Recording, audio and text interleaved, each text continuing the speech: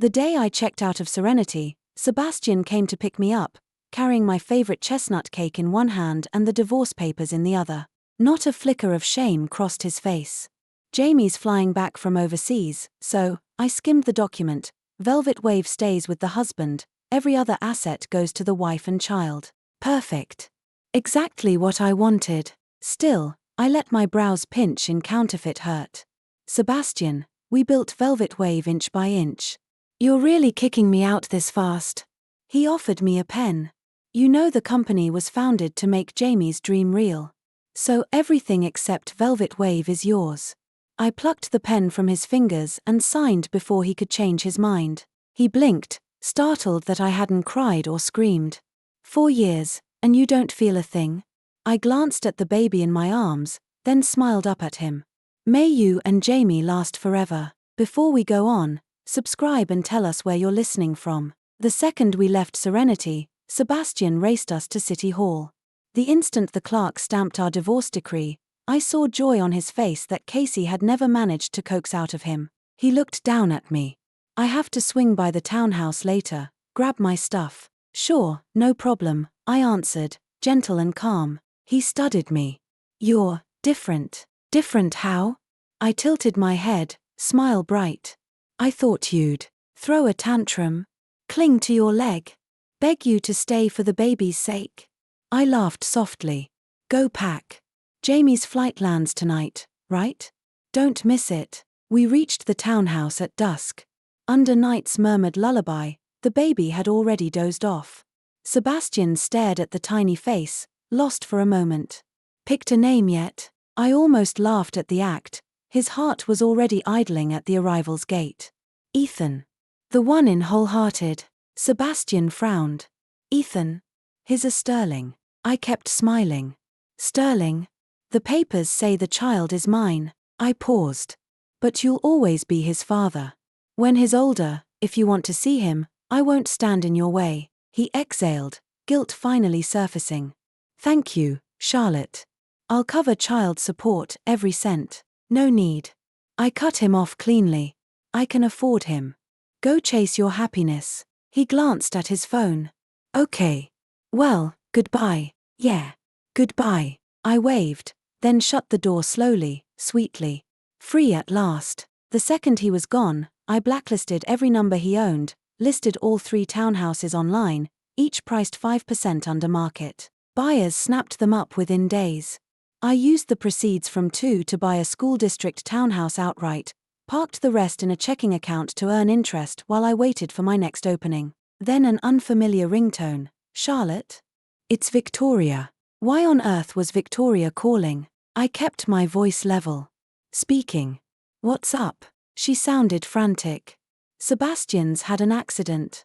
Our blood types don't match. Could you come donate? Was this a joke? We'd been divorced almost 6 months. I'd heard he marched Victoria straight to City Hall the morning after our split. Now they needed my blood. Did I look like a walking Red Cross booth? Sorry, Jamie. Sebastian and I are strangers now. You've got the wrong number. A brittle sob came through. But I just got back. I don't know anyone else, only you. Please, save him. Just got back. Only knew me. Victoria's skin was thicker than rusted tin. Jamie, you've been away so long you've forgotten how hospitals work. Sebastian isn't a rare type. The blood bank is stocked. Call his doctors, not me. I hung up fast. Sebastian and I had met on a blind date. At 26, my parents were pushing marriage, and he was the slickest resume on the roster, polite, tall, a master's from a top school, every gesture gentlemanly. Which number girlfriend am I? I teased. He flushed. Honestly, my first. First? He laughed at my wide eyes. That hard to believe. Then the whirlwind pursuit began. He hadn't lied, only omitted that his heart already housed a long-distance white moon. After we married, we started a production company from zero. The young talents we signed were finally breaking out. When it came time to register the entity, I asked, what should we call it? Without hesitation, Velvet Wave. 3 years later I learned why. That night the driver half carried him upstairs, drunker than I'd ever seen. Between retches he moaned, Victoria, Victoria, I miss you. Victoria? Who was Victoria? I'd imagined every scenario, braced for the worst. All night he threw up. I wiped and soothed and never closed my eyes. At dawn he found me slumped beside the bed and stroked my cheek. Poor thing, you must be exhausted. I smiled. You kept saying Victoria. Who's Victoria? He shot upright. Casey, Victoria and I aren't what you think. Then what are you? He lit a cigarette. We grew up together. She left years ago. Nothing ever happened, I swear. Disappointment poured from my scalp to my heels. I stared at the man who had shared my bed for more than 3 years and realized I barely knew him. I gave a cold laugh and asked, so all those annual business trips to London were really just to see her? Sebastian lowered his head and said nothing. Casey didn't speak either. From that day on, Sebastian and I became strangers living under the same roof. But fate loves a ugly joke.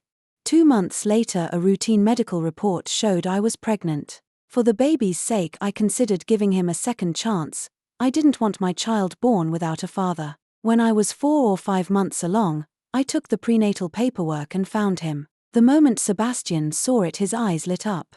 Something this huge and you didn't tell me sooner. Do you even care? I shot back. Of course. He swept me up, laughing. You and the baby are the most important people in the world to me. I studied him. He'd been a lousy husband, but maybe he could be a decent father. The bigger the hope, the harder the crash. Sebastian booked the city's top private hospital and footed every bill. As my due date neared, I stayed in bed all day, yet he rarely showed. He always said, with you here the whole company lands on me. I'm slammed, but I'll come the minute I'm free. The day I delivered I almost died, 16 hours in the ward. Sebastian never appeared. Afterward I lay exhausted while his assistant hovered beside me. Sis, that was heroic, congrats. I smiled weakly. Where's Morgan? She scratched her head, embarrassed. Morgan said an important client was flying in, so he went to meet the plane. He'll come as soon as he's done. I knew every A-list client we had. I lifted my head. What client could be bigger than his wife giving birth? The girl stammered. He didn't say. You've just delivered, you should rest. I looked at this fresh college grad and didn't have the heart to press her. 3 days postpartum, Sebastian finally walked in, a massive bouquet in his arms. Honey, you worked so hard, he said, kissing my forehead. Then he glanced at the bassinet. My boy's the spitting image of me. Sebastian standing there made my stomach turn. The emotion I'd bottled for months erupted. Tears streamed onto the blanket, startling him. Between sobs I said, Sebastian, where have you been? I labored 16 hours, I almost died on that table. You said we were the most important people to you. Why couldn't you be there? I cried louder on purpose. This was the performance he needed to see. Only guilt would make him pony up later. Already weak, I let my face go grey. I can't stop you from loving someone else. If I'm in the way, I'll stop being Mrs. Sterling. But while I need you most, can't you spare a shred of love for your child and me, just a shred? Sebastian's brows knitted. I'm sorry, Charlotte. I'm so sorry. I turned away, wiped my cheeks, and forced a tiny smile. Don't apologize. You're my husband, Ethan's father, the man I love most. The words nauseated me, but they worked on him. After that he visited like a model dad every day. And every day I cried, how hard this was, how I'd battled beside him to build Velvet Wave, how dearly I loved him. I knew his patience would snap fast, soon he'd pine for his first love's gentleness. One step closer to the divorce I wanted. My tears were textbook manipulation. The guiltier he felt, the fatter the settlement he'd offer. What he didn't know was that I had a log of every tryst with his white moonlight. The moment I learned Victoria existed, I hired private. I knew each time her flight touched down. Finally, after 40 straight days of my crying, Sebastian exploded. He barked, Charlotte, enough. Same lines every day, you're not sick of them but I am. I never realized how clingy you are. Look around, any other woman in this hospital acting like a shrew. Clingy? Shrew. I swallowed the rage and asked softly, what do you want? Sebastian hesitated, then divorce. I'll bring the papers tomorrow. He stalked out. He didn't know I'd already decided to divorce him, because he didn't have long to live. I surfaced from the memory, turning over why Victoria had phoned. Doctors were available. Why call me? We'd stayed in separate lanes for 6 months, why now? I did my makeup, dressed with care, and rang Sebastian's junior assistant. I heard Morgan crashed his car. Is it bad? Which hospital? She sounded surprised. Riverdale. You're coming? Amham. Jamie asked me to donate blood. Least I can do, X's and all. She exhaled, relieved. Room 302. Should I let him know? No need. I hung up. Let's see what tonic Victoria is really selling. Inside 302, Sebastian lay quietly, head wrapped, no other visible injuries. He was staring out the window and didn't notice me. I tapped the doorframe from inside. He turned slowly, eyes widening. Charlotte? What are you doing here? I gave him a gentle smile. Jamie called, said you needed blood after the crash, so here I am. A flicker of light crossed his lonely eyes, then vanished. Riley, I'm fine. How come I don't see Jamie? Probably went to pay the bill. Oh. If you're okay, I'll be going. I turned and walked away. Where did you move? I've never been able to find you. Sebastian's voice rose behind me. I glanced back, smiling. What would you want with me? His gaze dodged mine the instant our eyes met. I want to see the kid.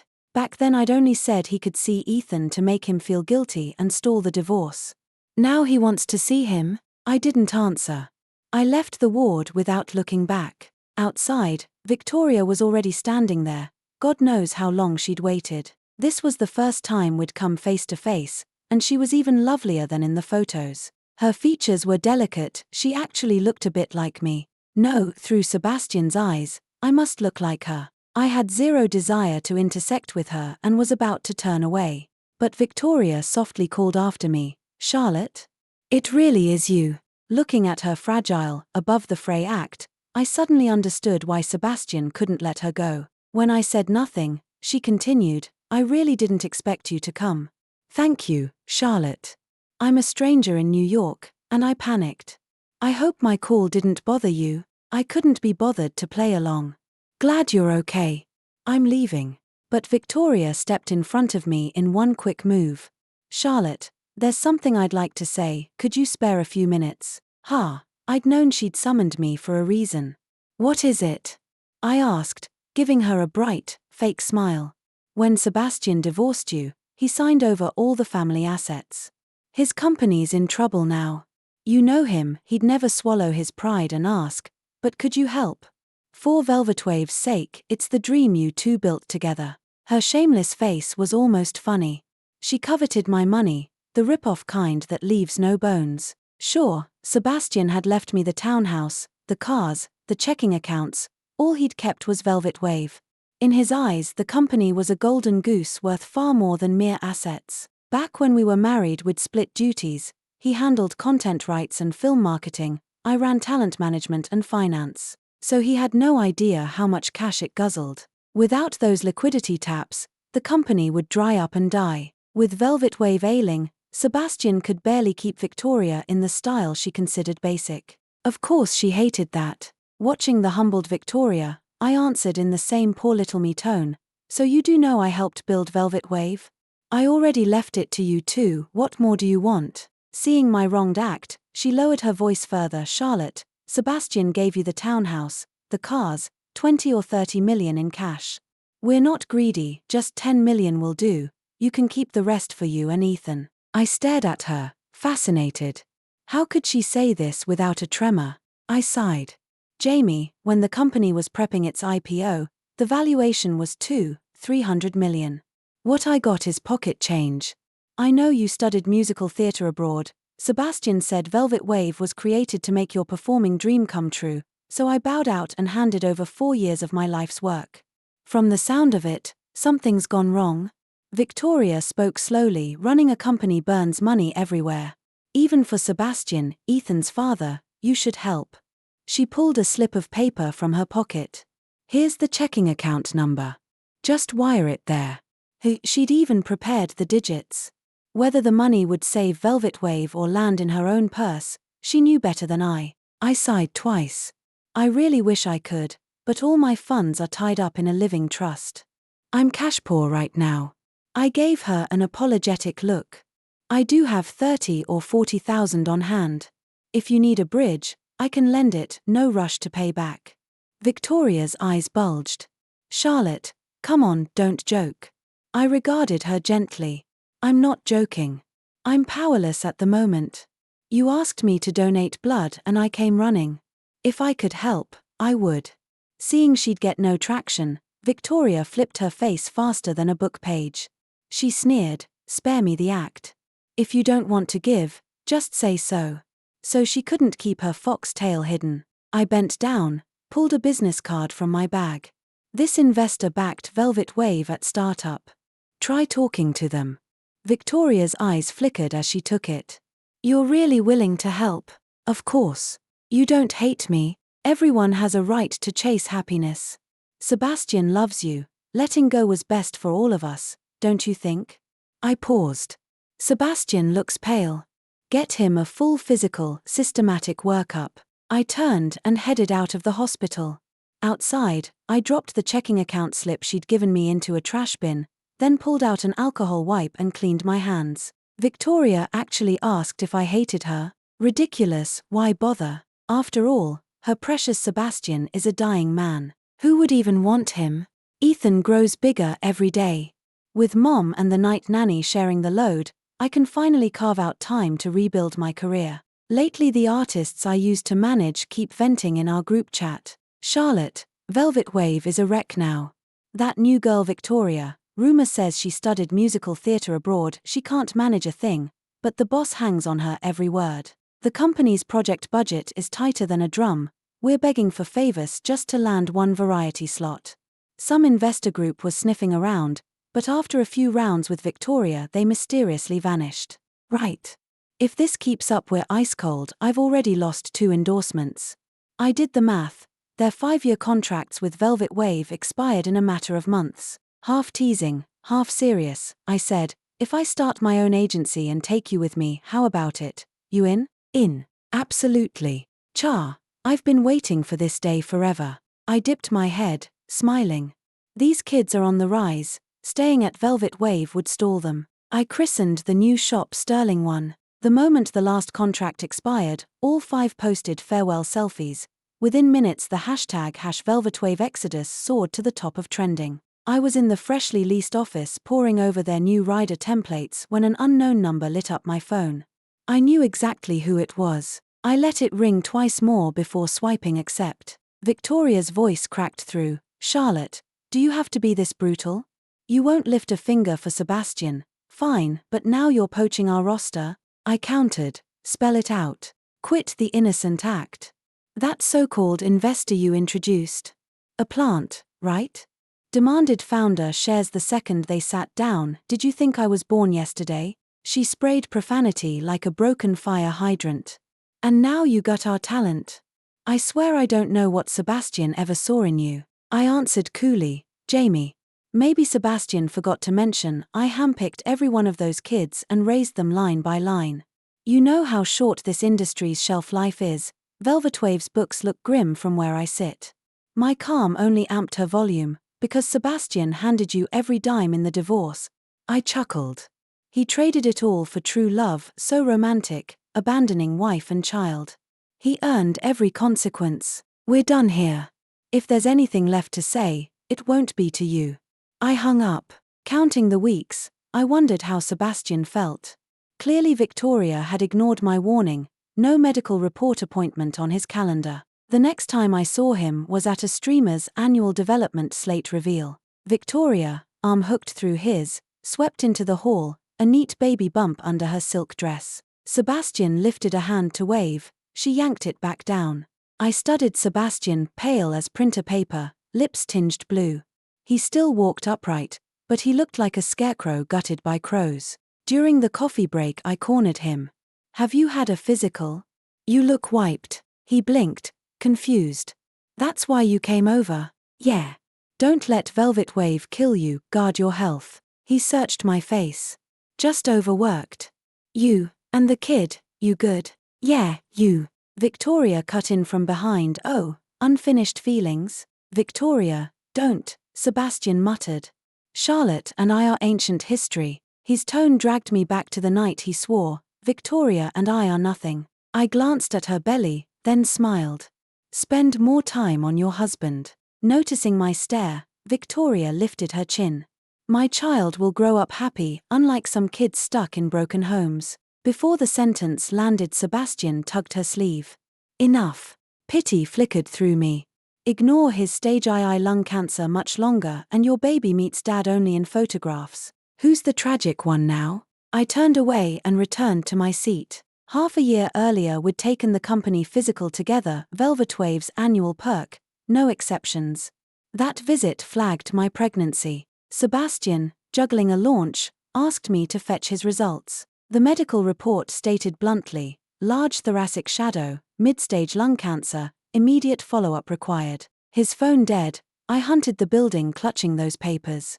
Private texted me a shot of him candle-lit and laughing with Victoria, the kind of smile he'd never once given me. 4 years with Sebastian, and I'd lived as a stand-in for his white moonlight Victoria. That night I laid his report beside the annual statements on his desk and texted, medical report and filings on your desk. He moved out without ever opening the folder, his head was full of Victoria. Do the math, stall treatment much longer and he won't see spring. Time sprinted. Sterling 1 hit its stride faster than I projected, and I thought the pair of them were permanently in my rearview until Victoria appeared in my doorway. She looked drained, but still impeccable in head-to-toe Chanel cut loose. The moment she saw me she collapsed in tears. Charlotte, Sebastian is dying. My baby will never know his father, wah. She hiccuped between sobs. Why is fate so cruel to us? I almost applauded. With that flair she must have trained in musical theatre. I eased her onto the sofa. So, why are you here today? Victoria looked at me with eyes wide and earnest. Charlotte, the doctors say Sebastian may only have a few months left. I was thinking of taking him to Switzerland for hospice care, he always loved the scenery there. At least he'd be happy at the end. She paused. After that, Velvet Wave will probably be more than we can handle. I figured, since the company was the child of both of you, I'd leave it in your hands. Leave it in my hands? What act was this now? I stared at Victoria's tear-streaked face and felt a flicker of pity. You're not planning to come back from Switzerland? I won't be coming back. I studied her. When you say not coming back. Slowly she pulled a sheaf of stapled A4 pages from her bag. Charlotte, your new firm is booming. Why not fold Velvet Wave into it? I had accounting draw up a contract. I'll sell you the company at cost, just enough for a fresh start in Switzerland. The faint sympathy I'd felt evaporated in an instant. She was trying to offload a toxic asset for cash, treating me like an idiot. But business is business. I've never had a problem with money. If the price was right, Velvet Wave could be worth picking up. I took the contract and skimmed it. $50 million? I checked the figure again, yes, $50 million. Given Velvet Wave's current talent roster and its bruised reputation, I'd hesitate at 5. She was asking 50, clearly banking on my sentiment. 50 million sounds steep, I said with a polite smile. Victoria inched closer, sensing room to bargain. Charlotte, you yourself said analysts once valued us at 300 million. 50 is nothing to you. You'd hardly lose. Hardly lose, how charming. Not a single artist on Velvet Wave's books has a name that rings bells. Payroll is months behind. 50 million for a sack of IOUs. Did she think I'd spent the last decade twiddling thumbs? That trick might fool Sebastian. It wouldn't fool me. I rose from the sofa. Jamie, I'm sorry. I can't help you. Victoria pressed her lips together. If 50 is too much, we can talk. 40. I had no time to haggle. Not 40. I wouldn't take it for 4. Her eyes flared. Are you really going to watch the company you built burn? The company and Sebastian belong to you now, I said, smiling. Jamie, see yourself out, or I'll call security. At the word security she cracked. Charlotte, you shameless miser. Why is prying a single cent out of you like pulling teeth? You planned this, dumped your mess on Sebastian and waltzed off with the cash. I waltzed off. The one who'd demanded the company in the divorce had been Sebastian, surely she remembered. Giving him Velvet Wave was your bright idea, wasn't it? I asked coolly. Victoria shouted, so what if it was? Blame Sebastian, too stupid to know what the damn thing was worth. If he hadn't sworn it valued $500 million, I'd never have wanted this wreck. She was too furious to notice the stupid man himself standing behind her. Sebastian, gaunt and hollow-eyed, watched her in silence. I gave a cold laugh. Aren't you two the great love story? Love? My ass. Victoria trembled with rage. If the idiot hadn't bragged that his trash heap would mint money, I'd never have looked twice. Flying back from England for him? A glorified gold digger, that's all he is. She swayed. Sebastian caught her before she fell. She turned slowly. Sebastian? How long have you been here? His voice was hoarse. Long enough. Casey passed before he spoke again. Let's go. Stop making a scene. I never saw Victoria or Sebastian after that. His last contact was a phone call from the company landline I still recognized. I picked up. Hello. Silence stretched. Just as I was about to hang up, a familiar voice said, Charlotte, it's me. I know. Another long Casey. I'm sorry. Nothing to be sorry for. The past was dead, I've always traveled light. He sighed. Victoria flew back to England and terminated the pregnancy. She won't bother you again. Okay. I paused. Why are you calling, Sebastian? His voice was small, nasal, he'd been crying. I just wanted to apologize. I had the chance to be a good husband, a good father, to do work I loved. I threw it away. I was blind, and now I'm paying for it. I regret everything. When I said nothing, he pressed on. Charlotte, may I see you and Ethan one last time before I die? I miss you both. A quiet sob escaped him. No need. If that's all, I'm hanging up. I have a meeting. I ended the call. My heart felt clenched, aching. We'd had good days, but I would never accept being the stand-in for someone else in the heart of the man I loved. So I set him free, gave him back to his true love. After Sebastian died, a letter and $5 million arrived, what remained once Velvetwave's carcass was picked clean. I didn't open the letter. I donated the money in his name and chartered a charitable foundation. It was, I decided, the last grace I could offer him. Thanks for listening to today's story. If you liked it, give us a thumbs up and share it with friends. We'd love to hear your thoughts in the comments. Don't forget to subscribe for more gripping tales. See you next time.